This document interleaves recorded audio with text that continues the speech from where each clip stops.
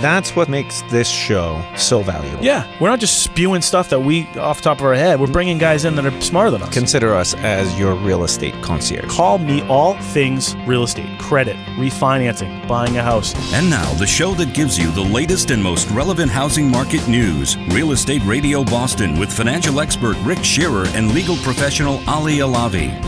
And now it's time for Tech Talk with Erica Wallace from Wallace Consulting Group. What's up? Hi, Erica. Hey, guys. How are you? Good, thanks. How are you? What do we got today? Today, we are looking at an app that is all about the function. This was actually named in the top 50 apps for all iPhone apps in 2013 by Time Magazine's Tech Group. Huh? And it is called Redfin. It's actually a real estate company's app, but the search functionality and the ability for them to get listings that are up to date and almost as close to MLS, and there's only a delay of about 20 to 30 minutes from when the information is put in. And so how does that set it apart? I mean, why do people need that 20 or 30-minute update? If you're looking for a property and you start to decide what you're going to, especially when you're just beginning before you might be calling you guys to look for a realtor partner or before you start working with someone that you trust, but a lot of times the websites are not up to date with the latest information from the MLS, Yep. and so the properties show up as if they are for sale, but really they've been sold already. So this is kind of what disappointing for buyers. Yeah, this is kind of what happened to me when I was looking around, and I was using apps that you get dead set on a house. Oh my God, this is perfect. This is what we need. This is what we want. Oh my God, tell the wife. You get all excited. Get all excited, and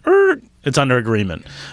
So Exactly. That's pretty good. So essentially, where can people find this app? If they go to the iTunes and just search Redfin, or go to the Google Play Store for Android and search Redfin, you can also go to redfin.com, and you do need to create an account for the app to work, but you can do it right from your smartphone. It takes about a minute to create the account.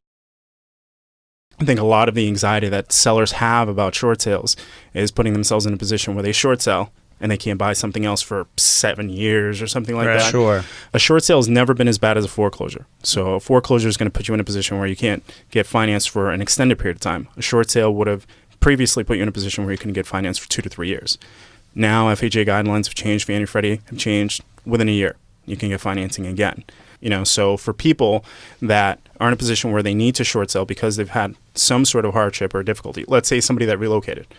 We had a customer of ours, their job moved to Texas, so they had to leave. They couldn't keep up with 2 mortgages. Right. Well, they came to us, they worked with us in a short sale with one of our realtor partners.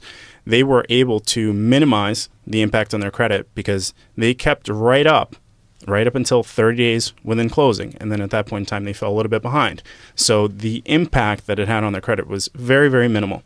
I think that's a really, really important take-home message here is that as long as you can show a hardship, yes. And that hardship could be in various formats. It could be the fact that you have a loved one that's suffering from some sort of an ailment, or you may be suffering from some sort of a terminal ailment, etc., death, all that stuff. They will go to their real estate agent. They will tell the real estate agent that I'm underwater, but I need to really sell. And then that real estate agent in turn would look to you as a resource because now you can then do whatever you do, the magic that happens in your sort of within your brick and mortar. I think when buyers or buyer's agents hear the word short sale, they automatically say, oh my God, this thing is going to take 6 months to a year. I don't know if I have the requisite patience to hang in there. How do you lock your interest rate? Right. Have you locked your interest rate, et cetera? And I think to have a company like yours that sort of collaborates with listing agents to facilitate these short sales, to negotiate these short sales, is absolutely critical because I tell you, one of the biggest areas that is missing is the fact that the buyer or the buyer's agent is completely in the dark. It gets very anxious for the buyer's agent because they're just trying to get an update and they don't exactly know how to communicate the information. So we say, listen, if you want to have your buyer call in directly, we'll go over exactly what's going on to let them know what the time frame is going to be. And we try to give them accurate time frames. And if something changes, we communicate. But it's all about communication. People need to know that it's going to get done. That's what they want. They just want that sense of security that it's going to get done. Right now, it's really such an affordable time to buy. I mean, while interest rates and prices are usually kind of inversely related. So when prices are coming down, interest rates are going up and vice versa. Yeah. I mean, this past year or 2 years, we've had prices that have come down and interest rates that have come down, which historically that doesn't really happen that much. Right. And you know why? Because the government got involved. How was your experience at the onset with short sales? Well, at first, when I first started, I was working with first-time home buyers and short sales were relatively new and nobody really knew what they were doing. So I was kind of fighting my way through things. It was a nightmare of a process, actually. Right. And it has just come around to a point where it is a much nicer process to work through, particularly with people to work with, such as Gabriel and his company. But it's really changed a lot over these past few years. So. Now, let's face it, in J. Barrett and Company, they have 120 agents, and you're the resident expert when it comes to short sales. I am. How many short sales have you done? You know what? I was actually thinking about this last night, and I would say within the past 2 years, maybe 15. And that's not just listings, working with buyers and with listings, because I'm not afraid to take my buyers to a short sale. Amy, let's say you meet a seller and the seller comes to you and says, hey, I owe more than the property is worth.